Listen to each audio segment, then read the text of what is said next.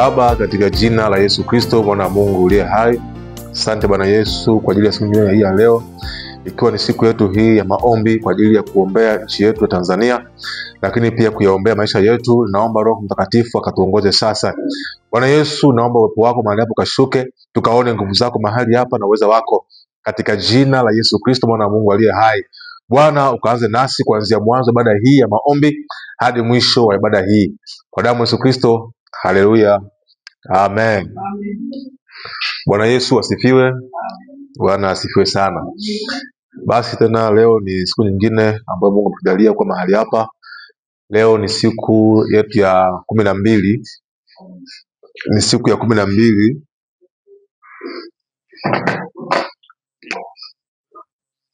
Leo ni siku yetu ya 12 ya maombi yetu haya ambayo tunaombea nchi yetu ya Tanzania, lakini pia tunaombea maisha yetu. Wewe na mimi hapa ni wa Tanzania, na maombi haya ni makusudio kwa ajili ya tulioko hapa Tanzania, lakini pia hata wale wa Tanzania ambao hawako hapa kwenye nchi hii, maombi hayo pia yanawahusu. Kwa hiyo uwe nasi kuanzia mwanzo hadi mwisho. Bwana asifiwe sana. Siku ya leo nataka tushughulike na viti vya enzi vya nchi, lakini pia na viti vya enzi vya kwenye familia yako, kwenye ndoa, kwenye uchumi. Kuna viti ambavyo huwa vinafanya maamuzi juu yako, na kwenye viti hivi sisi kama watu wa Mungu lazima tuhakikishe viti hivi wanakaa watu wa Mungu au watu ambao wanamjua Mungu.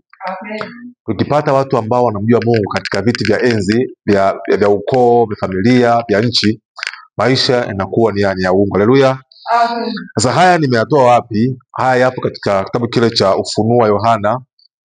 Nitasoma mistari miwili na baada ya hapo nitaongea kidogo, alafu tutaingia kwenye maombi. Kitabu cha Ufunuo wa Yohana sura ile ya 4. Ufunuo wa Yohana sura ya 4.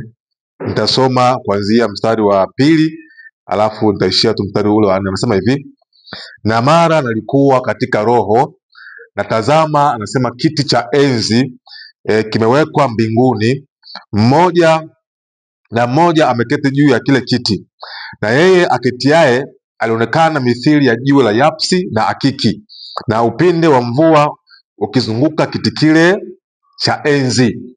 Kwa hiyo hata mbinguni pia kuna kiti cha enzi. Unasikia vizuri? Mbinguni kuna kiti cha enzi. Kwa nini ni kiti cha enzi? Maana ni kiti ambacho watu wanakienzi, watu wanakitegemea hicho kiti, watu wanatumia hicho kiti kufanikiwa. Mbinguni kuna kiti cha enzi. Kama mbinguni kuna kiti cha enzi, basi pia hata katika dunia hii pia kiti kipo. Lakini pia ukienda pia kwenye hapa kwenye Ufunuo wa Yohana, ambako ni Yohana anafunulia mambo ya mbinguni. Yohana, kitabu kile cha Ufunuo wa Yohana 22, hebu tu nianzie mstari wa kwanza, alafu nitaishia tu mstari ule wa 3. Anasema hivi: kisha akanionyesha mto wa maji ya uzima wenye kung'aa kama bilauri, ukitoka katikati ya kile kiti cha enzi cha Mungu na cha mwana kondoo. Umeona kiti kingine ambacho kipo mbinguni cha mwana kondoo. Anasema katikati ya njia kuu, na upinde huu na huu kando ya ule mto, ukiwemo mti wa uzima uzao matunda ya aina. Naruka hapo naenda mstari ule wa 3.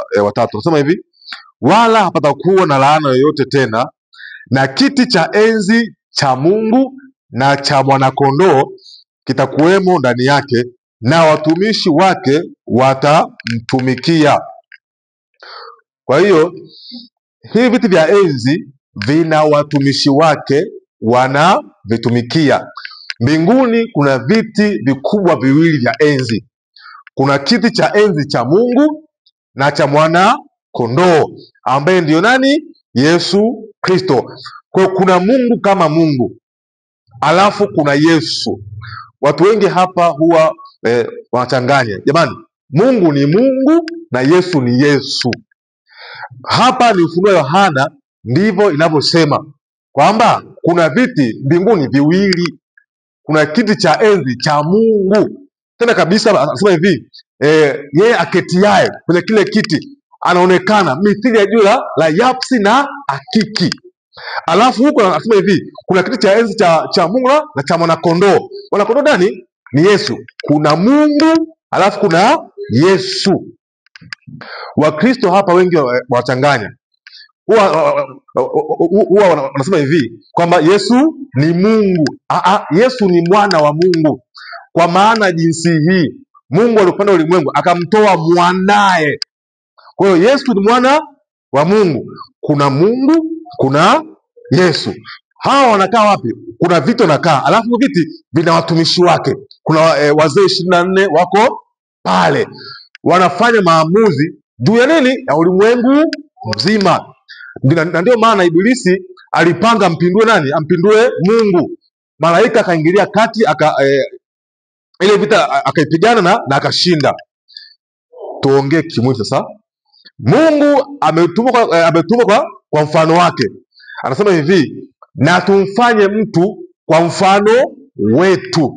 Kwa hiyo ulimwengu umeumbwa kwa mfano wapi? Mbinguni. Mwanadamu ameumbwa kwa mfano nani? Mfano wa Mungu. Kwa hiyo utawala wa nchi ulivyo ni copy and paste ya nani? Ya mbinguni hapa. Kama mbinguni kuna wakuu, basi hata hapa kuna nani? Kuna wakuu ambao ni wa Mungu. Sasa hivi viti vya enzi vya dunia, nani wanakaa? Nani wanakaa? Kiti cha enzi cha kampuni yako, nani anakaa pale? Kiti cha enzi cha kanisa, nani anakaa? KKT, TAG, Katoliki, huduma ya Kristo. Mkuu pale ni nani? Ana roho gani? Yamkini anayekaa kwenye kiti cha enzi hana roho ya Mungu, manake roho ya kuzimu itafanyaje? Itasambaa. Kama kiti cha urais wa nchi, atakayekaa pale, nasema hivi, atakayekaa, sijui ni nani, watu hapa wasinukuu vibaya, atakayekaa kama ana roho wa Mungu, basi nchi nzima itakuwa na nini? Na roho wa Mungu. Kama ana roho wa kuzimu, nchi nzima itakuwa nini? Kuzimu. Sisi watu wa Mungu sasa lazima tuhakikishe kwenye viti vya enzi vya nchi yetu, kwa maana urais ni kiti cha enzi, waziri mkuu, makamu enzi, spika enzi, ukuu wa mikoa enzi, ubunge, kote kwa nini? Ni enzi. Wanaamua kwa ajili yako wewe. Nani anakaa pale sasa? Kama sisi hapa hatutaambia Mungu atuwekee watu kwenye hivyo viti, Ibilisi ataweka wa kwake. Ukiona nchi imejaa rushwa, unajue anayetawala hiyo nchi ndani yake kuna shida, kuna shida ya kimungu ipo. Ukiona nchi imejawa na maovu yamejaa mengi sana, unajua kabisa maovu sio asili ya Mungu. Asili ya Mungu ni wema. Maovu ni asili nani? Ya Ibilisi. Nimeenda kwenye nchi, njoo kwenye familia, ndivyo hivyo. Mkuu wenu wa ukoo, mzee wenu wa ukoo, kule Umasaini, kule Uchagani, kule Usukumani, kule Ufipani, yule mzee wenu wa ukoo anayewaongoza ana roho gani? Kama na roho wa giza, wote giza. Kama na roho wa Mungu, wote ni Mungu. Wewe ambaye ni mtu wa Mungu katika ukoo, hakikisha pale juu anatoka, uweke wewe pale mtu wako. Sisi watu wa Mungu tunaweka watu wetu wapi? Kwenye viti. Bwana asifiwe sana. Haleluya. Shirika lenu pale kabisa, mko pale vizuri, kazi nzuri mnafanya, lakini yamkini anayekuongoza pale hatokani na Mungu, imekula kwenu. Nimesikia hata kuhusu habari ya kule Marekani, kule utawala ule ambao ubadilika kutoka ule wa nani ule rais aliopita, rais wa Marekani nani ule aliopita, acha Obama, huyu juzi hapa nimemsahau tena. Haleluya. Nani tena huyo? Biden. Angalia Biden alafu njoo angalia na Trump, utaona ni vitu viwili gapi tofauti. Roho ya Biden na roho ya Trump vitu viwili tofauti. Kaangalie mtu ambaye kabisa aliingiza ushoga Marekani, Obama. huyu ni Mwafrika mwenzetu, sawa, lakini ndani yake hana roho wa Mungu. Mwenye roho wa Mungu hawezi ruhusu ushoga wapi? Kwenye nchi, hawezi. Njoo pia angalia hapa TZ hapa, utawala wa Magufuli na wa Samia, vitu viwili tofauti. Watajua wenyewe kama ndani yao kuna Mungu, watajua wenyewe. Mimi hao nishamalizaga, kama ndani yao palikuwa na Mungu au Ibilisi, wanajua wenyewe, si ndio? Kaangalie Nyerere, afu ndio angalie na Mwinyi, tofauti. Bwana asifiwe sana. Hata pia binti au mwanamke ambaye aliolewa ndoa ya kwanza alafu ikavunjika akaingia ya pili, havifananagi kabisa. Au uliingia kwenye mahusiano na mtu mmoja, sawa, alafu mkaachana, ukaingia nyingine, havifanani. Kwa sababu gani? Huyu mtu ndani yake kuna nini? Kuna roho ya nani? Na nisikie vizuri, hata pia hapa kwetu kanisa la huduma ya Kristo, ikifika mahali mnachagua viongozi, msiangalie sura ya mtu. Unajua huu ni ndugu yake na mtumishi, msiangalie, angalia ndani yake kuna roho gani. Huyu unajua ana urafiki na mtumishi Jacobo, huyu nafikiri anafaa. Angalia ana roho gani. Kama ana roho wa giza, alafu ndio eti akawa kiongozi wa kanisa hili, mmeisha wote. Bwana Yesu asifiwe sana. Sasa leo tutaomba hapa, maana hawa wakuu wanaokaa kwenye viti vya enzi ndio wanaotengeneza maisha kuwa mazuri au mabaya. Jamani, nisikie, umasikini unatengenezwa, magonjwa yanatengenezwa, shida, dhiki, kuna mtu anatengeneza. Ametengenezaje? Amekaa kwenye kiti. Ugonjwa huu wa uviko COVID ni mtu ametengeneza, ni mtu. Leo hii watu wana mafua ambayo hayaishi, yako kooni huko, hayatoki, yamekaa huko, hayatoki. Kwa sababu gani?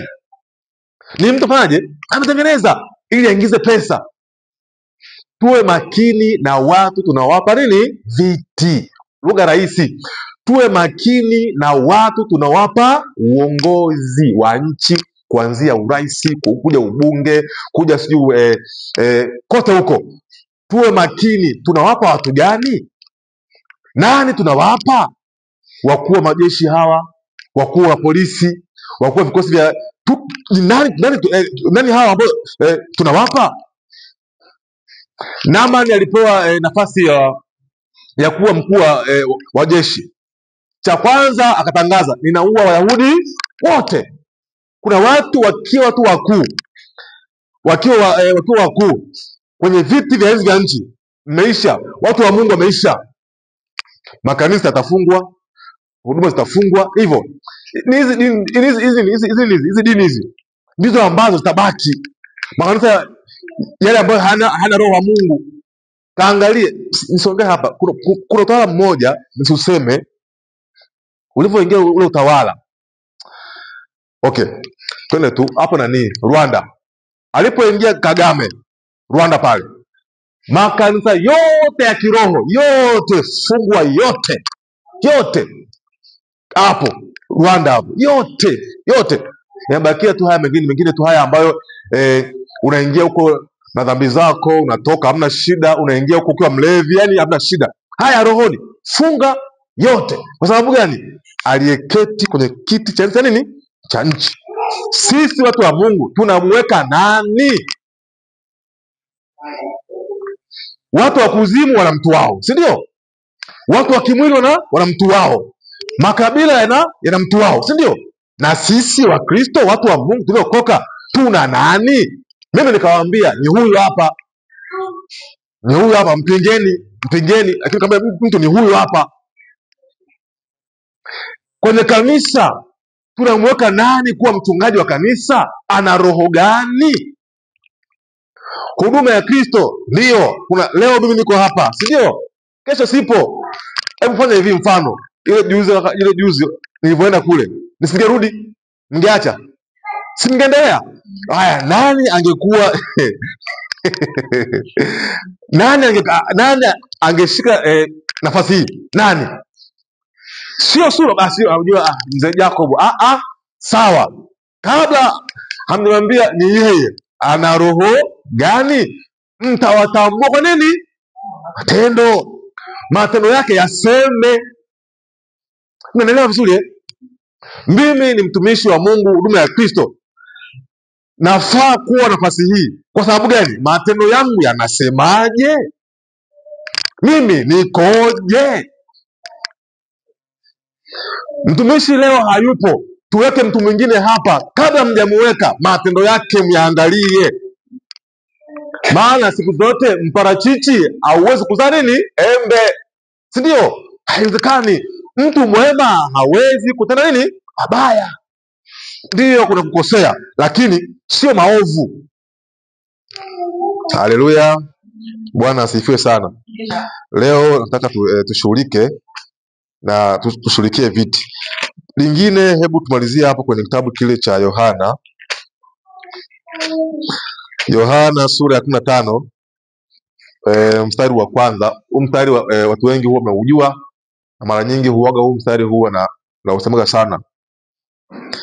Anasema, mimi ndimi mzabibu wa kweli na Baba yangu ndiye mkulima. Anasema, kila tawi ndani yangu lisilozaa uliondoa, na kila tawi lizaalo kulisafisha, ili lizidi kuzaa. Kuna unabii niliutoa. Huu nabii hauna muda mrefu unaenda kutimia. Tena tarehe za 26 hizi 26 hizi 26 ya kwanza, yani hesabu hizi tarehe za 26, ambako juzi ndio Roho wa Mungu alinisemesha kwamba tarehe zile za mwisho wa mwezi, yani inaweza ikawa 26 au 25 au 26 mpaka 30, tarehe 2. Yani hapo kuna nabii ambao nilitoa hapa, nisiuseme ili watu wasiufuate, lakini niliusema. Kasema kuna matawi yanakatika makubwa, nimesema. Alafu na tafsiri nikaitoa. Kuna miti kwenye nchi ni mizuri, tatizo matawi. Natolea mfano. Mnaweza mkawa na rais mzuri, hana shida, sio mchawi, sio mshirikina, hajui tunguli, lakini watu wake aliokuwa nao, watumishi wake ni matawi ya nini? Ya kuzimu. Nasikia vizuri eh? Mnaweza mkawa na rais mzuri kwenye nchi, lakini watu wake ni matawi yasiyozaa. Asema hivi, matawi haya yafanyaje? Yakatwe. Ndio maana ukilala usiku ukaona mti umekatika, ni mtu anaondoka. Ukiona tawi imekatika, ni mtu anafanyaje? Anaondoka. Zamani sisi ilikuwa ukiona mti mkubwa umeanguka, ujue kabisa kuna mtu mkubwa hapo mtaani, anafanyaje? Anaondoka. Hata pia hapa Arusha kipindi kile ule mwaka ambao Lowassa aliondoka, kuna mti mmoja huko hapa hapa maeneo ya wapi hapa Clock Tower, kama unaelekea huko wapi huko metro, kuna mti mkubwa wenyewe tulipuu chini, ulianguka. Baada ya hapo hakuwa Lowassa, Mesamburo alikuwa nani yule mzee yule pesa yule ule mtu umeanguka leo, kesho yake tu msiba, mtu ameondoka. Ni ishara ile. Kuna ishara za rohoni na za mwili. Hata pia pale kwenu, kama mna mti mkubwa alafu ghafla tu kana umeenda chini, maana yake kuna mtu hapa kaambiwa kwa ndoto, akuelewa kwenye mwili unafanyaje, mtu unafanyaje wenyewe tu ujue hapo kuna mtu anafanyaje, anaondoka. Sasa Mungu huwa anayo kawaida kwamba matawi ambayo hayazai huwa anafanyaje, anayaondoa. Lakini ili aondoe, lazima wapote watu wa kumwambia Mungu, Bwana hili tawi, Bwana hili tawi, hili tawi, hili tawi, hili tawi, hili tawi hili, au Bwana huu mti huu ni mwarobaini, huu ni mjohoro, huu ni mti wa sumu, huu Bwana toa huu mti. Lazima. Narudia tena, hakuna mkuu yoyote anayefanya maovu kwenye ukoo, kwenye kanisa, kwenye nchi, alafu eti akaondoka mwenyewe. Hapana, lazima kuna mshtaki. Hata pia Ibilisi ili akupige wewe, lazima aandae mashtaka, aambie Mungu, niachie huyu mtu nimjaribu, au huyu mtu amekuasi hapa, niachie nimchukue huyu mtu. Ndivyo anapokwenda kiroho. Mungu mambo yake anafanya kwa sheria. Ayubu pia okay, hivyo hivyo. Ayubu pia naye pia hivyo hivyo ilikuwa. Kwa hiyo na sisi pia kuna miti tunaijua, si ndio? Kuna miti tunaijua kabisa, huu mti huu hapana, huu mti una sumu, hewa yake ni mbaya kwenye eneo, watu naelewa. Sasa nani wakushtaki? Mimi na wewe tushtakie kwamba Bwana, tuna mti, kuna huu mti hapa ni sumu, kwenye ukoo wangu kuna huu mti, yani huu mti ni huu mzee kuna mzee ni mchawi, hatukai vizuri nyumbani, anaturoga tu, mara atuharibie familia zetu, mara atuharibie ndoa, atuharibie afya. Huyu katika mwili unasema nini? Lugha ya mafumbo ni mti, katika roho ni mtu ambaye wewe unamjua. Nani unayemjua kwako na kusumbua? Huyo Bwana mshughulikie. Sometimes anaweza asife, lakini ndio akaondolewa. Mimi kuna miti mitatu nimeiondoa kwenye hii nchi, watu hawajafa, lakini ufanyaje? Walikuwa kimbelembele sana mimi natoa unabii hapa kwamba mwana wa Mungu ni huyu anaibuka anaibuka nikasema hii miti naikata hii miti hii. Na ni kweli siku sio nyingi pakatokea vita, wakavurugana, wakatimuliwa. Tokea vita timbwili lenyewe kwenye eneo, wakatibuana huko, tibuka. Mwenyekiti cha enzi akasema kuanzia leo nisikuone, toka na wewe toka. Habari ya ikaisha kimya, na mpaka leo mambo ya hamna.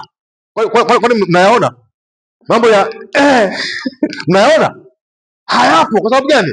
Kuna mtu ameshtaki kwa Bwana, ona hivi vitu vinaendelea hapa. Kwa sababu hawa hawasemi kwa roho na kweli, wanasema kwa mambo yao binafsi, yani wana mambo yao binafsi, ajenda za siri. Haleluya! Nani anakusumbua? Nani anayasumbua maisha yako? Nani anakuzuia usipige hatua? Tunamshughulikia leo. Haijalishi unakaa nje ya nchi, labda unaishi Marekani au unaishi Indonesia au unaishi China au uko pale ulipo, labda kwenye serikali yako kuna mtu anakuzuia, anazuia njia yako usipite. Tunamshughulikia leo kabisa. Ilitakiwa mwaka huu upande cheo, lakini kuna mtu anakuzuia tu usipande, unapanda leo. Huu mtu tunauondoa. Haleluya! Basi naomba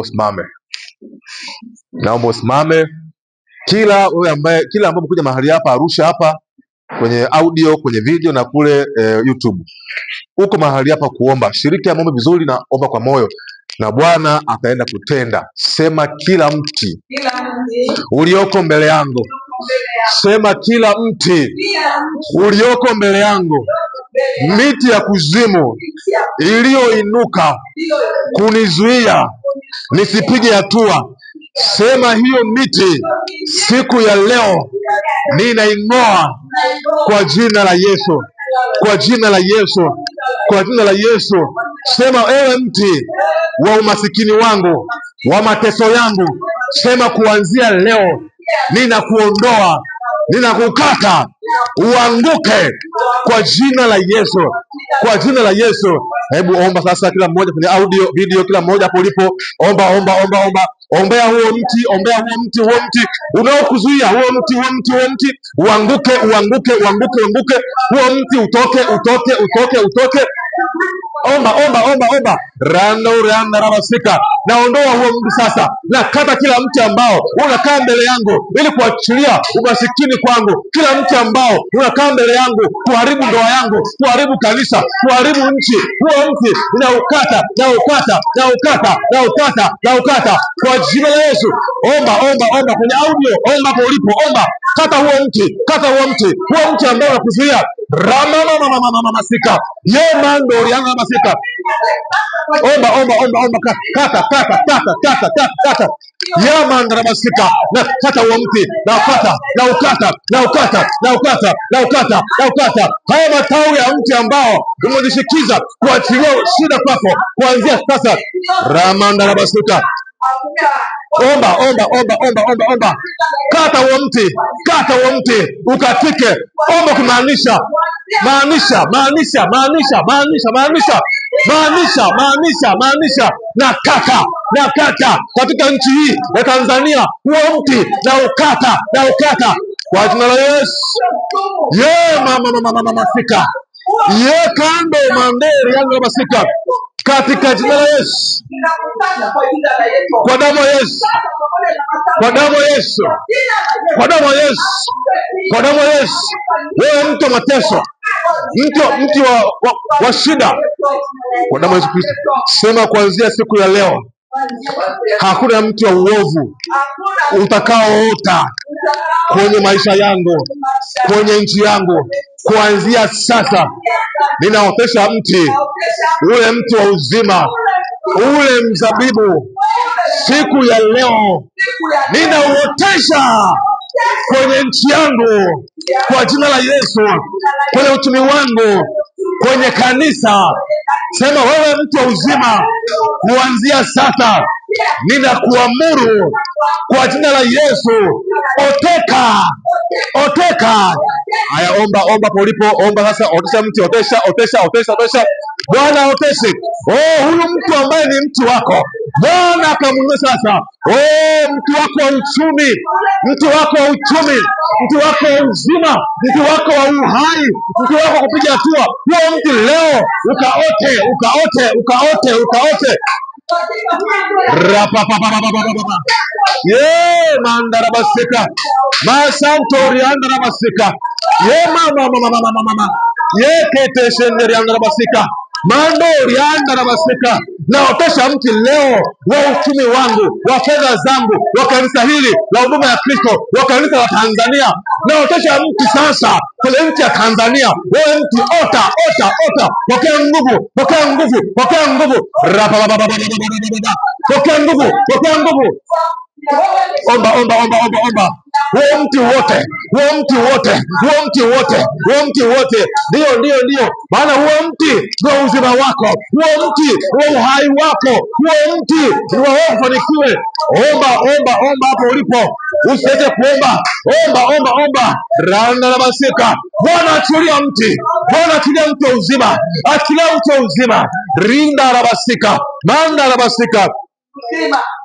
Katika jina la Yesu Kristo. Sema wewe unayekaa kwenye kiti cha enzi kufanya maovu juu ya nchi ya Tanzania, kwenye ukoo wangu, kwenye kanisa langu, kwenye familia yangu, wewe uliokaa kwenye kiti cha enzi cha Mungu katika nchi hii ya Tanzania, unayefanya maovu, sema siku ya leo ninakuondoa kwa jina la Yesu. Sema toweka, sema toweka kwa damu ya Yesu. Sema toka, toka, toka kwa damu ya Yesu. Hebu omba, fukuza, fukuza, fukuza, fukuza huyu mwovu, huyu mwovu aliyekalia kiti, huyu mwovu aliyekalia kiti. Fukuza, fukuza, fukuza. Mandarabasika. Omba, omba, omba, omba. Bwana anamuondoa, Bwana anamuondoa, yote anamuondoa, anamuondoa, anamuondoa, anamuondoa, anaondoka, anaondoka, anaondoka. Sasa unaondoka, unaondoka. Mandarabasika. Rekendo riandarabasika. kwa damu ya Yesu Kristo, kwa damu ya Yesu Kristo, kwa damu ya Yesu Kristo. Kiti cha enzi ya Mungu kwenye ukoo wangu, akakaa mtu ambaye ni muovu wa kuzimu kwenye kanisa, naondoa. Omba.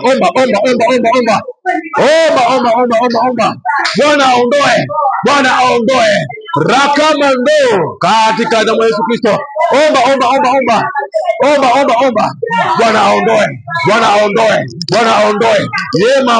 Mama. Kwa jina la Yesu, kwa damu ya Yesu Kristo, kwa damu ya Yesu. Sema kuanzia siku ya leo na kuanzia sasa, kwa mamlaka ya damu ya Yesu, ninaweka mtu sasa kwenye kiti cha enzi cha Mungu hapa Tanzania. Sema kuanzia leo ninamweka mtu katika kanisa hili la Tanzania. Namweka mtu kwenye ukoo wangu, kwenye uchumi wangu, kwenye makazi yangu. Namweka mtu wa Mungu kwa jina la Yesu. Hebu mweke. Omba tu. Mwambie Mungu aweke. Mungu aweke. Maana anajua kabisa anamwekaje. Anajua Mungu. Mama sika. Katika damu ya Yesu Kristo, naweka mtu wa Bwana, mtu wa Kristo Yesu, katika jina la Yesu Kristo, Mwana wa Mungu aliye hai. Naweka leo katika jina la Yesu Kristo. Sema nafunga kiti cha enzi cha kuzimu kwenye maisha yangu. Ninakifunga sasa kwa damu ya Yesu. Kiti cha enzi cha kuzimu kwenye kabila langu, kwenye ukoo wangu, kwenye nchi yangu, kwenye kila wizara. Sema kule bungeni, sema kule jeshini. Kiti cha enzi cha kuzimu, sema kuanzia leo ninakifunga kwa damu ya Yesu, na kivunja kwa jina la Yesu. Hebu omba, funga kila kiti ambacho unakijua na kile ambacho pia ukijui. Bwana akifunge kiti ya enzi ya kuzimu siku ya leo, ifungike. Rianda la masuka. Nafunga kwa jina la Yesu. Omba hapo ulipo. Omba. Funga kwenye kazi yako. Funga. Hiyo roho ya kuzimu ambayo inakuja kwa kupitia kiti. Funga.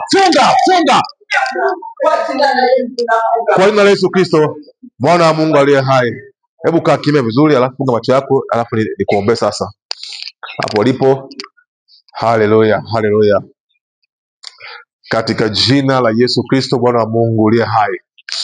Bwana, naomba kwa ajili ya maisha ya huyu mama, ya huyu baba, ya huyu kijana, ya huyu mtumishi wa Mungu, ya huyu kiongozi wako ambaye umemweka hapa Tanzania. Ramando riana ramasika. Kile kiti cha enzi ambacho kinafanya maamuzi kule kuzimu ili kuyafunga maisha yake, kuanzia sasa na mkomboa huyu mama, na mkomboa huyu baba, na mkomboa huyu mtumishi, na mkomboa kwa damu ya Yesu Kristo. Katika jina la Yesu, kwa damu ya Yesu Kristo, kuanzia sasa na amuru ifunguke kwenye makazi yako. Kile kiti cha enzi kwenye makazi yako cha kuzimu, na kifunga kwa damu ya Yesu. Kile kiti cha enzi cha kuzimu kwenye kazi yako, kwenye hiyo biashara yako, kwenye kanisa lako, kwenye ndoa yako, ndio kuanzia sasa kwa mamlaka ya jina la Yesu, na kifunga kwa damu ya Yesu. Nafunga kwa damu ya Yesu. Wewe ulao, wewe muharibu wa kuzimu, uliyekalia kiti cha Tanzania, uliyekalia kiti cha ukoo wangu, wewe ambaye umekalia kiti cha kanisa, kuanzia sasa toeka kwa damu ya Yesu, na kuondoa kwa mamlaka ya jina la Yesu. Upotee kwa damu ya Yesu. Damu ya Yesu Kristo ipite sasa, itakase na kuosha. Kuanzia sasa ufunguliwe. Wewe mtu wa Mungu, funguka katika uchumi, katika fedha, katika afya, katika ndoa. Funguka kwenye elimu. Funguka. Ndio, funguka. Pokea nguvu. Pokea kwa damu ya Yesu Kristo. Sema kila wakala na kila utumishi wa kuzimu ulioachiliwa, kuanzia sasa ninaufunga kwa damu ya Yesu, kwa jina la Yesu. Mawakala wa kuzimu Tanzania, sema siku ya leo na watupa kuzimu kwa jina la Yesu, kwa damu ya Yesu, mawakala wa kuzimu juu ya kanisa, kwenye kazi yangu, kwenye biashara yangu, kwenye familia yangu, kwenye watoto wangu, siku ya leo mawakala wa kuzimu, sema toeka. Roho ya wakala wa kuzimu, sema toeka kwa damu ya Yesu Kristo. Kaa kimya, niombe tena. Baba mtakatifu, nafukuza kila roho ya wakala, roho ya wakala, utumishi wa kuzimu ulioachiliwa juu ya nchi, ulioachiliwa juu ya ukoo wa huyu mama, juu ya kanisa, uwakala wa kuzimu. Nasema kuanzia leo, mimi niliye kuhani wako Bwana, nami naondoa kwa damu ya Yesu Kristo, damu ya Yesu Kristo yenye thamani, ikaondoe, ikasafishe, ikaondoe.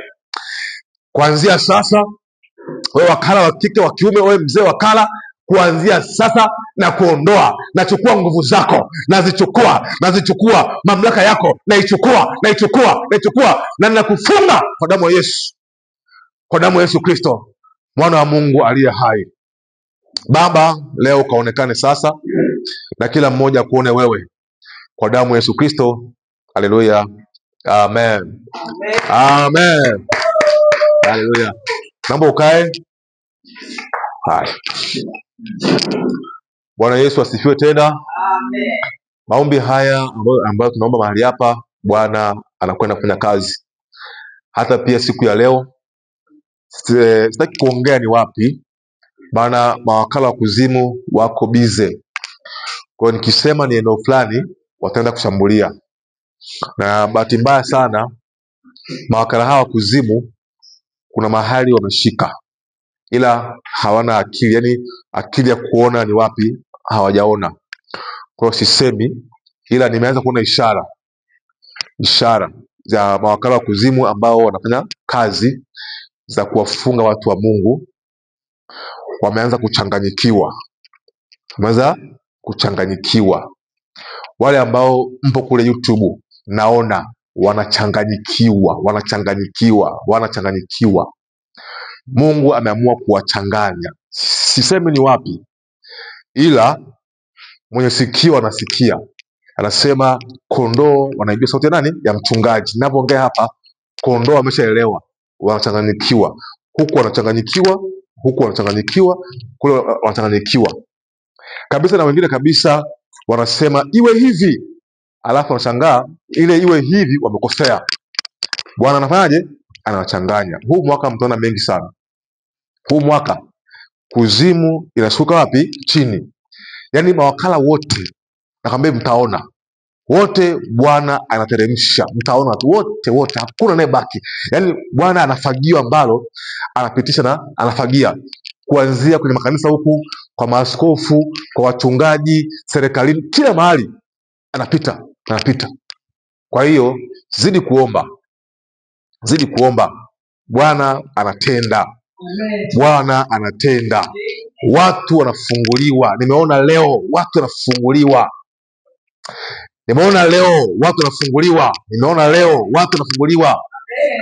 nimeona leo kabisa watu wameanza kukaa kwenye mavumbi. Waliokaa pale juu, Bwana anawaketisha kwenye vumbi kabisa. Kuna wengine kwa vazi la nje ni kama wameokoka, ni kama wanamjua Mungu, lakini ukiangalia ndani yao ni mbwa mwitu sana. Na wengi wao miaka ya hapa nyuma kabisa nimezungumza kwamba kuna watu ukiwaangalia nje wanaingia kwenye makanisa mpaka wanaombea watu, mpaka wanasali kwenye jamii kabisa, wanaenda tena kabisa wanaomba mando rama kabisa kwa lugha za mbinguni kabisa, wanasema kwa lugha mpya, lakini kwa jicho la ndani katika maono sio kabisa. Bahati mbaya sana, kipindi cha hapa nyuma hawa watu waliaminika, lakini ninapoongea leo hii Bwana amefungua watu macho. Sasa wanaonekana na kabisa, wataonekana tu na Mungu ataondoa. Wewe mtu wa Mungu ulioko Tanzania, Kipindi hiki cha miezi hii 6 hii mpaka Disemba ni muda wewe kuomba sana. Omba kama hujawahi kuomba. Amen. Yaani omba kama hujawahi, yaani omba mpaka utokwe na nini litoke. Omba kama hujawahi. Yaani hiki kipindi ngikaa tu vibaya, kuzimu inaenda kupata nguvu. Narudia tena, mnisikiliza wa Tanzania, watu wa Mungu mlioko hapa, huu mwaka omba kama hujawahi kuomba. Mkizembea tu, kuzimu inakwenda kupata nguvu, na kuzimu haitapata nguvu hata kama msipoomba. Mimi nitaomba na Bwana atazuia. Hakuna kuzimu kwenye nchi hii kabisa, haisimami. Haleluya, amen. Funga macho yako niombe tena. Bwana, nakushukuru sasa kwa ajili ya jioni hii ya leo. Asante Bwana Yesu kwa ajili ya watu wa video, kwa ajili ya watu wa audio, kwa ajili ya hawa watu wa YouTube. Bwana, kila mmoja ukamfunulie, ukafungua masikio yao na macho yao wakuone wewe, katika jina la Yesu Kristo, Bwana wa Mungu uliye hai. Usiku huu wa leo Bwana Yesu, tufunulie yale ambayo tuyajui tukayajue. Bwana, tupe roho ya utukufu wako, tukutukuze wewe wala sio sisi, katika jina la Yesu Kristo. Haleluya, amen. Amen. Basi wewe ambaye muda huu uko kwenye mtandao, unaweza pia ukatilia sadaka yako katika namba ambayo inapita hapa chini, lakini pia tuna namba ya benki ya Equity, pia unaweza ukatilia hapo ili tuzidi kufanya kazi ya Mungu vizuri na Bwana akuinue. Basi Bwana nawabariki sana kule kwenye video. Basi Bwana wabariki sana, muwe na usiku ulio mwema. Bwana watunze kule himo.